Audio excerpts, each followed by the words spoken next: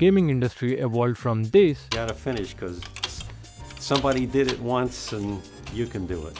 So. to this because of better technology and better hardware. If that's what you're thinking, you're completely wrong. There are 5 games that completely changed the gaming industry forever. One of them broke a design rule that everyone thought was impossible to break. Another introduced a simple idea that killed an entire genre and create a new genre. So there are so many things I will cover in this video. By the end of this video, you will never look at the games the same way again. So watch till the end. If you are new here, hi, I'm Jeevan, a 23 years old game designer who creates and designs games in the gaming industry. So let's get started this video. Imagine this. You spend 30 minutes surviving the game, collecting all the best guns, fully geared up, ready to attack, and then suddenly die to the frying pan. As weird as that sounds, it completely changed shooting games forever. Let's go back to the time when most gamers, and including me, still recovering from the betrayal in the Call of Duty game. Absolute cinema. But that excitement didn't last long.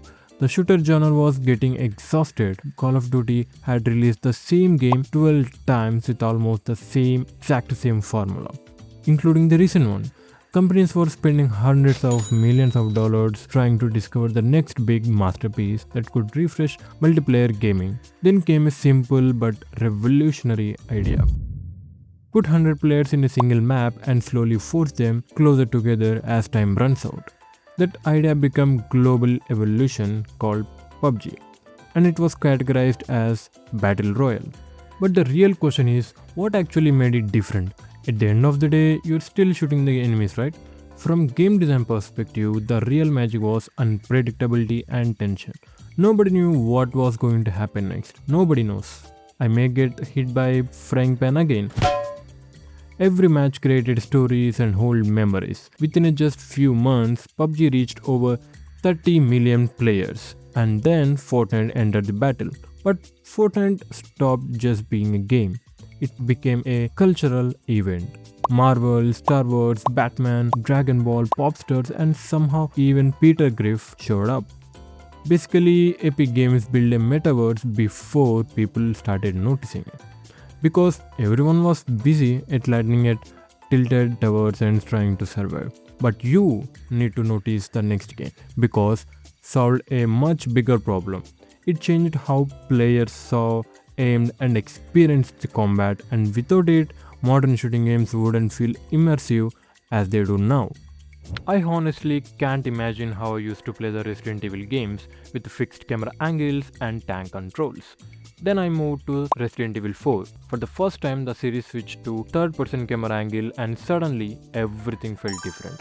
The camera angle pulled me right into the action. I could feel the tension, the intensity, and the pacing of every villager encounter. Everything was perfect until I aimed my gun. And that over-the-shoulder camera changed everything because from that moment, the rest was history. Suddenly every game started using the over-the-shoulder camera angle, like Uncharted, Mafia, Dead Space, Gears of War. Literally, God of War ended up using the same camera style. Kratos doesn't even use guns in the game. So, if you ever enjoyed third-person shooters, you should thank Shinji for creating this camera angle. Just because Leon needs to hold a torch and a gun at the same time, nobody knows how else to make that work on the screen at that time. So, very challenging for a designer to come up with these ideas. So, just like that, there will be so much of difficulties and challenges need to face by a game designer like a Shinji. So, what if player face that level of hardness and difficulty in the game instead of the designer? For years, many games were becoming very easy. There are a bunch of tutorials and walkthroughs in the YouTube to complete the game, and player can easily access those. So eventually the side effect was challenge, and it started to disappear as a core emotion. Then players slowly started craving something deeper, something rewarding, something skill based. So From Software came up with Sekiro Shadows Die Twice. Unlike the Souls games, Sekiro demanded one thing from every player: learn the combat and no shortcut. Every boss fight was a lesson in patience and timing. Once you beat your first boss after 40 attempts, you felt something close to genuine pride. Sekiro proved that designing difficulty with intentional creates an emotional depth that easy games never can able to pull off. Alright, let's go deeper. From game design perspective, we consider frustration in two types. Bad frustration. It makes player quit the game and never look back or possibly destroy their devices. Good frustration. It makes players anger. It makes them quit the game and come back again like Oh shit, here we go again. so they come back and they try again and again until they finally succeed. And that's exactly what Sekiro mastered. That's why Sekiro didn't just become another difficulty game, it became the gold standard for how difficulty should be designed. On our countdown, next game is Grand Theft Auto. You probably think they created first open world game, but apart from that, do you know they broke biggest game design pattern? Oh my god! What is that? Usually games build with a flow. Designer decides how players should play the game, so every player play the game in that same way. So we call this term as a game player flow. But Rockstars created open world city where player can do whatever they wanted to do. Steal cars, spend 3 hours obeying traffic rules like a psychopath. They made the game flow as option. Players can either choose to complete the missions and complete the main story, or they can explore the city. Now every open world games like Cyberpunk, Mafia, Sleeping Dogs, Watch Dogs and even RPG games started using the same pattern. Before they used a limited environment, linear narrative and players has very less freedom to do. Okay, all the game has a one similar thing which is main goal. At the end, player need to reach the goal. What if there is a game which doesn't even have a goal? What? Bro, what are you talking about, man? According to the game design principle, one of the most important principle is giving players a clear goal to pursue.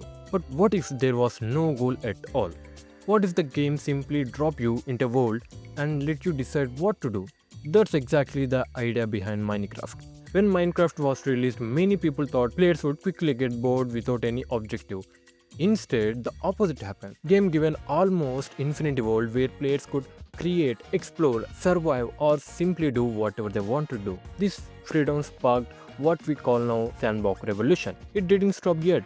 Minecraft went even further by allowing the community to create mods. Players are not just playing the game, they were expanding it, adding new mechanics, worlds, creatures and completely new ways to play the game. More than a decade later, Minecraft is still one of the most played and best-selling games in the world, consistently appearing at top of the gaming charts.